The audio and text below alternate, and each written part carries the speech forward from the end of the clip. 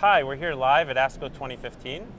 My name is Jon Roffman. I'm a principal at ZS Associates and I lead our oncology sales strategy practice. I'm joined by Dr. Richard Goldberg from the James Cancer Center at The Ohio State University. And we're here today to talk about biomarkers and genomic sequencing and how it will help inform oncology treatment in 2015 and beyond. So, Dr. Goldberg, with the better understanding of genomic sequencing, we've seen tremendous progress in certain tumor types, such as melanoma and lung cancer, but we still see a lot of unmet need in other tumor types, such as pancreatic cancer. So I'm wondering if you could comment a little bit on whether genomic sequencing offers hope to all tumor types, or whether there are certain areas where we think there's more hope than others. So this year at ASCO, it's all about genomics. And it's clear that the genomics revolution has happened. Now, there are some tumors where that's been exploited better than others. Melanoma is a perfect example. But at this meeting, for instance, in colorectal cancer, we're beginning to exploit genomics. The PD-1 inhibitors seem to work in a small subgroup, 4% of people with colorectal cancer who have MSI-high tumors. So even though only 4% of the patients with metastatic disease have that, that's sort of our chink in the armor of the genomics of colorectal cancer. And I expect we're going to see that happening in every different cancer as time goes on. And one of the big discussions is around clinical utility. There was an article published in the Journal of Clinical Oncology suggesting that almost 80% of oncologists aren't using genomic sequencing to inform their decisions, or they don't know what to do with the information as it applies to clinical practice. So what do you think about unlocking the clinical utility of the information that we're learning? So I generally use genomic sequencing for my patients who have advanced disease, who are getting near the end of standard therapy.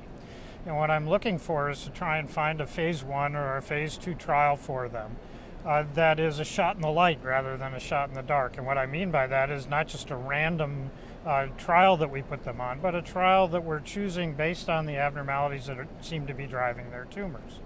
And if we can do that, I think the odds of a patient responding to a clinical trial are higher than the typically quoted 5% for phase 1 studies. I think that's a big place for this to be applicable. Great. And you touched on clinical trials. We're seeing genomic testing starting to be used more to not just inform treatment of approved therapies, but to inform actually how we design our trials and to have adaptive trial designs based on genomic sequencing. What are your thoughts on how that's helping us to find and identify new therapies? Well, the one thing we don't want to do in oncology is to take a drug that can help some people and lose its activity in noise. And that can happen if you have a small subset of patients whose tumors are helped by that particular targeted therapy, lost in a big denominator of people whose tumors have no chance of benefiting. And so as we go forward, some of these studies where we're genotyping large numbers of patients and then assigning them to various trials based on their abnormalities is a very interesting paradigm shift from where we've been in the past. One of the things that genetic sequencing is doing is it's really opening the door to a ton of data, a ton of information. So I'm wondering if what's your sense as to how we are using that data to then unlock new opportunities? Are we sharing that information broadly enough, and are we really getting all that we can out of the experiments that are going on with genomic sequencing?